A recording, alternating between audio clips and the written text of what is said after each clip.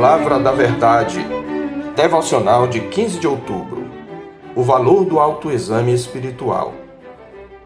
Examine-se, pois, o homem a si mesmo, e assim coma do pão e beba do cálice. 1 Coríntios 11, 28.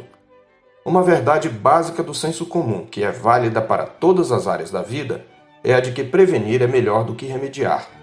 Embora a nossa prática muitas vezes vá inadvertidamente contra esse princípio, todos concordamos que prevenir é menos dispendioso, menos desgastante e menos doloroso. É por isso que temos, por exemplo, em nosso país, a campanha do Setembro Amarelo para a prevenção do suicídio, do Outubro Rosa para a prevenção do câncer de mama e do Novembro Azul para a prevenção do câncer de próstata, para citar os exemplos mais populares. Sem deixar de reconhecer o valor de tais iniciativas, observamos que em nenhuma outra área este princípio da prevenção é tão importante quanto na vida espiritual, pois esta tem a promessa da vida que agora é e da que há de ser. Portanto, se nas questões terrenas devemos atentar para essa verdade, muito mais no que diz respeito à nossa fé. O texto da nossa meditação trata de pecados relacionados à ceia do Senhor em Corinto. No primeiro século, a Eucaristia propriamente dita era antecedida de uma refeição comunal conhecida por ágape, a palavra que descreve o amor cristão. A ceia instituída por Nosso Senhor coroava essa refeição. Nada melhor do que celebrar a comunhão de amor relembrando a maior demonstração do ágape cristão, a morte sacrificial de Jesus. No entanto, as atitudes dos coríntios eram contrárias ao amor que a ceia representava. Primeiro, porque na hora da refeição, alguns possivelmente mais abastados tomavam sua ceia antecipadamente, de modo a não repartir com os que nada tinham para comer. Convém lembrar que entre os crentes havia muitos escravos. Além de os pobres da igreja passarem fome no dia em que teriam, talvez, sua única refeição digna da semana, havia os que exageravam no vinho e ficavam embriagados, como Paulo denuncia no verso 21. Decididamente, concluía o apóstolo, quando vos reunis no mesmo lugar, não é a ceia do Senhor que comeis, no verso 20. Ao mesmo tempo em que comungavam espiritualmente do corpo e do sangue do Senhor na ceia, eles deixavam de discernir a igreja como o corpo de Cristo. No capítulo anterior, em sua advertência contra a idolatria, Paulo já havia ensinado: porventura o cálice da bênção que abençoamos não é a comunhão do sangue de Cristo? O pão que partimos não é a comunhão do corpo de Cristo? Porque nós, embora muitos, somos unicamente um pão, um só corpo, porque todos participamos do único pão.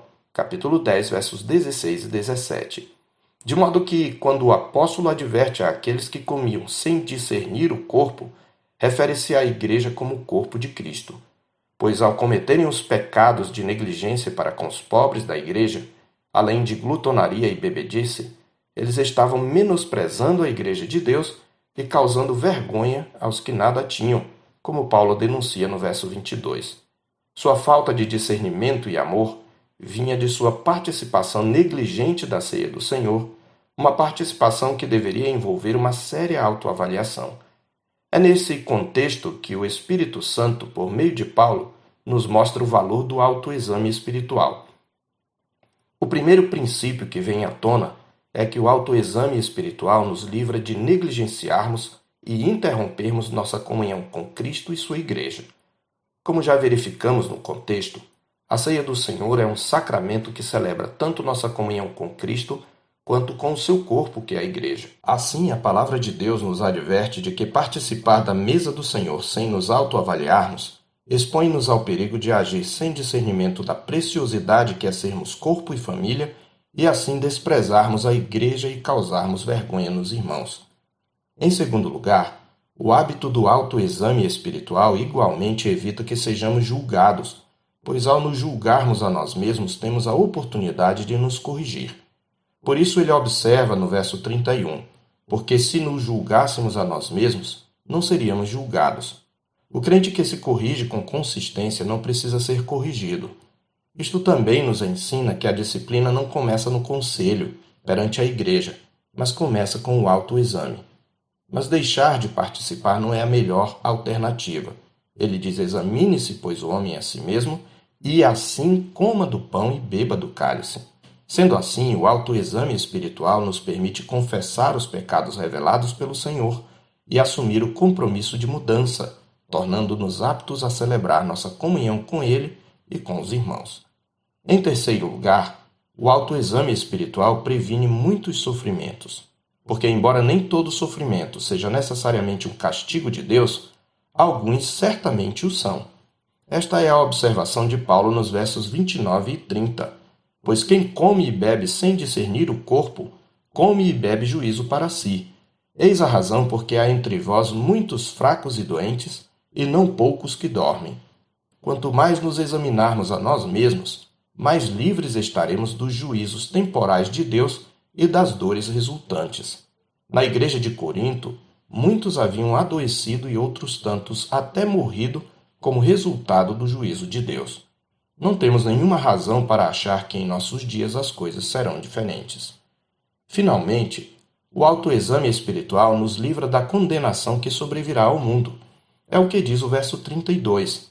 Mas quando julgados, somos disciplinados pelo Senhor para não sermos condenados com o mundo. É nesse sentido que a palavra de Deus nos diz em outro lugar que a tristeza segundo Deus produz arrependimento para a salvação, que a ninguém traz pesar, mas a tristeza do mundo produz morte. 2 Coríntios 7:10. No autoexame, Deus nos disciplina através de nossa própria consciência, produzindo tristeza pelo pecado cometido e arrependimento que produz mudança. Isto nos mantém distantes de um coração endurecido pelo engano do pecado. Assim, o autoexame espiritual nos livra da condenação eterna.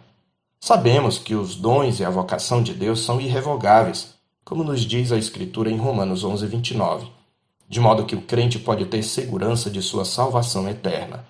Contudo, entre as causas instrumentais da graça divina para a salvação do seu povo estão as advertências contra o endurecimento do coração. Além disso, a alegria, o poder e o vigor da vida cristã, assim como nossa segurança, dependem de uma contínua vigilância da própria conduta. Fazemos bem, portanto, em obedecer à advertência da palavra de Deus em 2 Coríntios 13:5. Examinai-vos a vós mesmos, se realmente estáis na fé. Provai-vos a vós mesmos. Ou não reconheceis que Jesus Cristo está em vós? Se não é que já estáis reprovados. Eu sou o pastor Marcos Augusto, pastor da Terceira Igreja Presbiteriana de Boa Vista, em Roraima. Tenha um bom dia na paz do Senhor Jesus.